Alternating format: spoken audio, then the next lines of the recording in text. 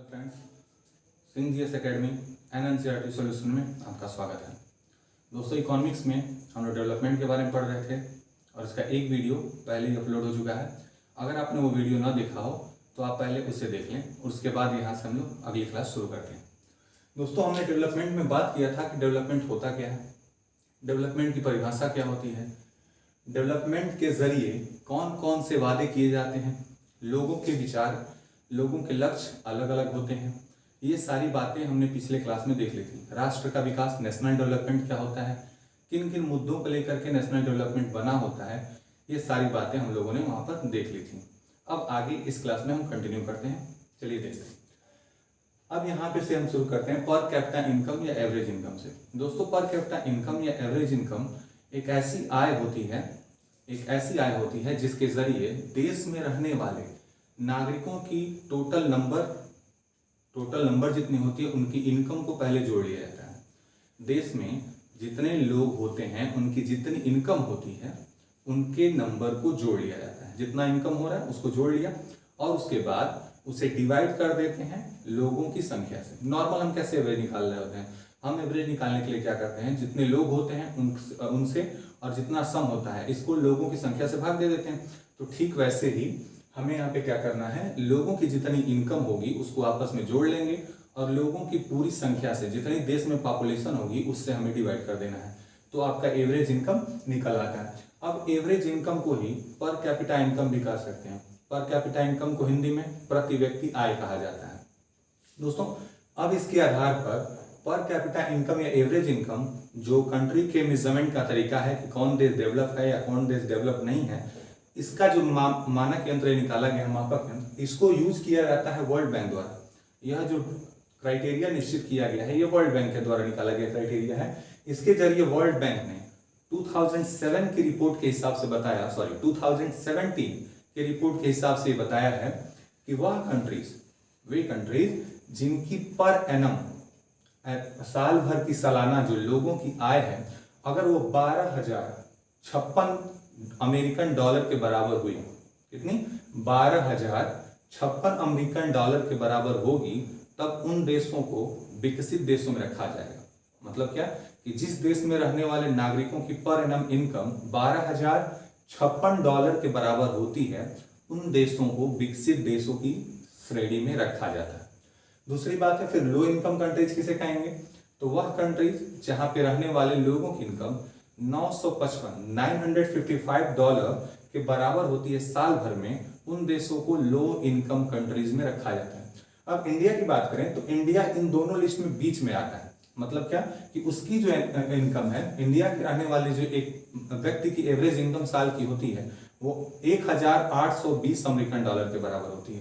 तो ना ये 12,056 के इक्विवेलेंट या बराबर है और ना ही ये 955 से कम है। तो ना तो डेवलप और ना ही अति गरीब, मतलब गरीबों वाले देश, मतलब अविकसित या फिर विकासशील देशों से थोड़ा सा ऊपर स्थिति भारत की होती है 1820 अमेरिकन डॉलर के साथ। तो ये हमारा हो गया एवरेज इनकम। अब इसमें एक बहुत जरूरी बात बताई जाती है, वो क्या है कि एवरेज इनकम मापन का एक तरीका है जो कि वर्ल्ड बैंक द्वारा जारी किया जाता है, ये आपको पता होना चाहिए।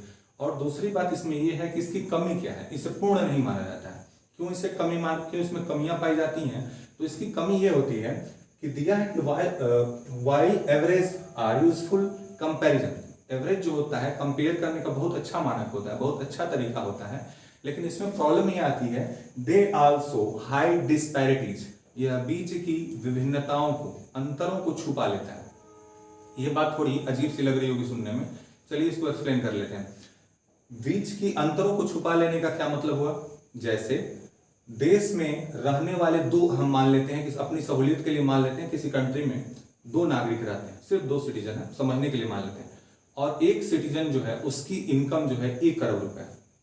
अपने हिसाब से हमने मान लिया कि उसकी जो इनकम है वो 1 करोड़ रुपए है, और दूसरे की इनकम बेहद कम है, बहुत गरीब है, वो नॉर्मल काम करके जिंदगी जीता है। तो अब जब इस कंट्री का एवरेज इनकम निकालना होगा जिसके 2 सिटीजन हैं, तो हमें क्या करना पड़ेगा, दोनों सिटीजन की इनकम को आपस में जोड़ लेंगे, तो 1 करोड़ और कुछ रुपए ज्यादा होंगे। अब डिवाइड करेंगे तो 2 से डिवाइड करेंगे क्योंकि सिटीजन 2 है।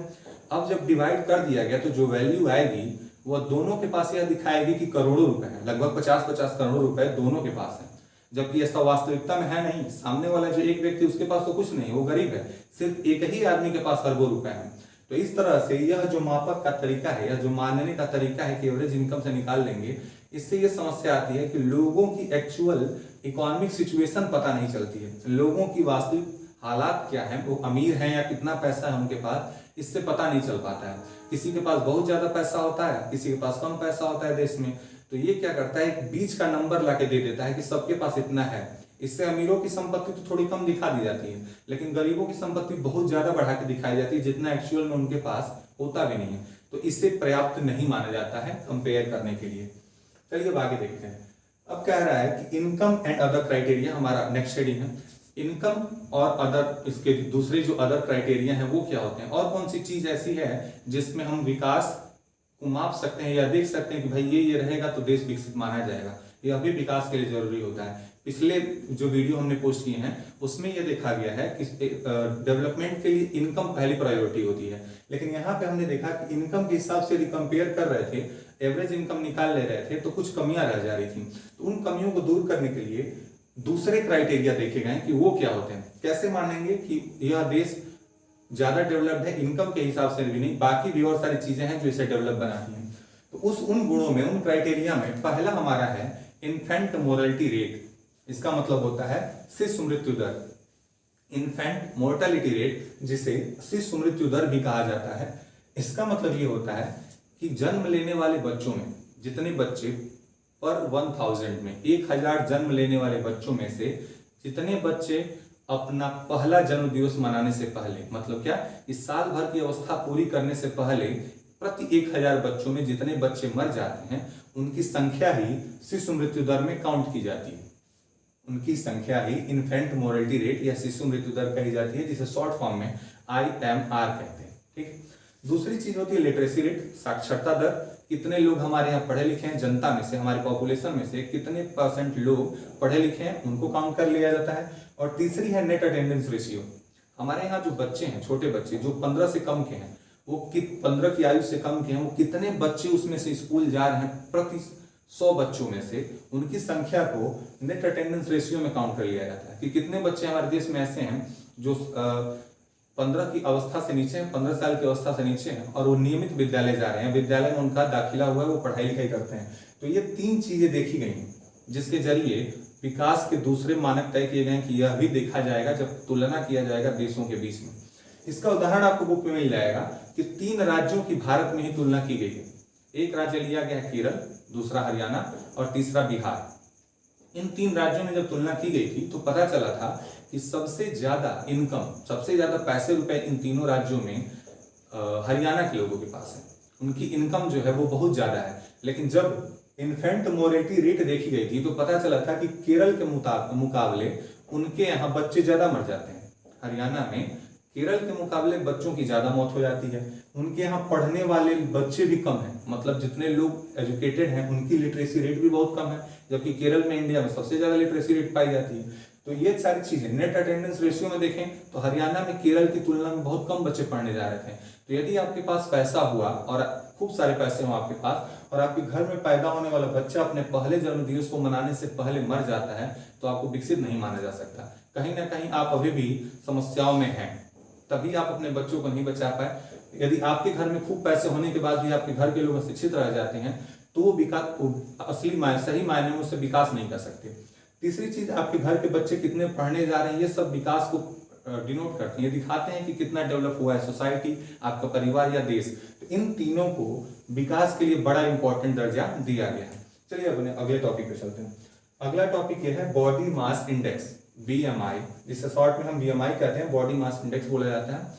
इसमें क्या किया जाता है कि जिन लोगों का, हम इसका प्रयोग करते हैं लोगों की गणना करने के लिए, लोगों की फिजिकल हेल्थ, उनकी स्वास्थ्य को मापने के लिए करते हैं कि वो कैसे हैं, अपने शरीर से कैसे हैं, क्या वो अच्छा न्यूट्रिशन प्राप्त कर रहे हैं या वो कुपोषित हैं, अन्य कुपोषण के शिकार तो नहीं है, या कहीं ऐसा तो नहीं है कि वो ओवरवेट हो चुके हैं। उनकी शरीर की स्थिति के बारे में जानने के लिए ये फॉर्मूला यूज किया जाता है जिसे BMI कहते हैं। इसको ज्ञात करने के लिए, इसको निकालने के लिए हम मनुष्य के शरीर का भार केजी में ले लेते हैं। जितना उनका भार होता है, वेट होता है, उसे केजी में ले लेते हैं और उनकी लंबाई को मीटर में नाप लिया जाता है। उनकी लंबाई को मीटर में ले लेते हैं, मीटर का स्क्वायर करते हैं, उनकी हाइट जो मीटर में थी उसका स्क्वायर करते हैं और उसे डिवाइड कर दिया जाता है केजी में लिए गए उनके वेट से। यदि आने वाली वैल्यू 18.5 से कम हुई तो उस व्यक्ति को अंडर नरिश्ड माना जाता है, मतलब कुपोषित माना जाता है कि उसे अभी पोषण की जरूरत है, न्यूट्रिशन की आवश्यकता है। लेकिन यदि वह वैल्यू 25 से अबव जा रही है तो इसका मतलब ये है कि वो ज्यादा उनके शरीर में ओवरवेट है, वो उनके शरीर में आवश्यक वेट से ज्यादा वेट उन्होंने गेन किया हुआ है। तो यह जो मापक होता है ये शरीर की स्थिति को बताने के लिए किया जाता है, उनकी हेल्थ को बताने के लिए किया जाता है। नेक्स्ट हेडिंग पे चलते हैं। अगली हेडिंग है हमारी ह्यूमन डेवलपमेंट रिपोर्ट, जिसे हम HDR के नाम से जानते हैं। ह्यूमन डेवलपमेंट रिपोर्ट जो होती है ये UNDP द्वारा जारी किए जाते हैं, यूनाइटेड नेशनल डेवलपमेंट प्रोग्राम नाम की एक संस्था है जो यह रिपोर्ट जारी करती है ह्यूमन डेवलपमेंट रिपोर्ट के नाम से। इस रिपोर्ट में कौन कौन सी ऐसी चीजें हैं जो देशों की गणना करने के लिए, उनके विकास को मापने के लिए प्रयोग की जाए, वो इसी रिपोर्ट से पता चलती है। कौन देश कितना ज्यादा विकसित है, जो वर्ल्ड बैंक में कमियां रह गई थी क्योंकि वहां पे सिर्फ एवरेज इनकम लिया गया था, उन्हीं कमियों को दूर करने के लिए UNDP द्वारा HDR निकाला जाता है, मतलब ह्यूमन डेवलपमेंट रिपोर्ट निकाला जाता है, जिसमें बताया जाता है कि क्या क्या चीजें एक विकास को देखने के लिए जरूरी होती हैं। इसके जरिए क्या किया जाता है, ये UNDP से निकाली गई एक रिपोर्ट होती है जिसके जरिए लोगों के एजुकेशनल स्टेटस, उनके हेल्थ स्टेटस और उनके पर कैपिटा इनकम को देखा जाता है। यदि यह सारी चीजों में वह देश अव्वल दर्जे पे रहा तब जाके उसे विकसित देश का नाम दिया जाता है। तो ये था हमारा ह्यूमन डेवलपमेंट रिपोर्ट। अब इस लेसन का लास्ट हमारा टॉपिक है वो ये है कि सस्टेनेबिलिटी ऑफ डेवलपमेंट और सस्टेनेबिलिटी ये क्या होती है हम समझ लेते हैं। डेवलपमेंट ऐसा होना चाहिए जो सस्टेन कर सके, जिसे हम बनाए रख सकें। जैसे हम लगातार पीढ़ी दर पीढ़ी साइंस के जरिए डेवलप होते चले जा रहे हैं, लेकिन इसका नुकसान ये हुआ है कि हमारी पृथ्वी अब कई तरह की समस्याओं में है, जैसे कि ओजोन लेयर की डिप्लेशन हमें देखते हैं। हम अपने आसपास हैवी पॉपुलेशन की वजह से वनों की समाप्ति को देख रहे हैं। हम अपने पर्यावरण को काफी प्रदूषित कर चुके हैं, उद्योगों से निकलने वाली गंदगी नदियों को प्रभावित कर चुकी है। तो ये सब कहीं ना कहीं हमारे विकास के दुष्परिणाम है, वो खामियाजा है जो हमने विकास के अंधाधुंध दौड़ में हासिल किया है। तो इन्हीं सब चीजों को हम अब ध्यान से रखते हैं। सस्टेनेबिलिटी डेवलपमेंट जो समाज को जानने वाले लोग हैं, जो अर्थ के बारे में पढ़ाई करते हैं, उन्होंने हमें सुझाया है कि डेवलपमेंट ऐसा हो कि हम अपनी नेक्स्ट जनरेशन के लिए भी इस अर्थ को वैसे ही छोड़ जाएं जैसे हमारे पूर्वजों ने हमें संभाल कर दिया हुआ था।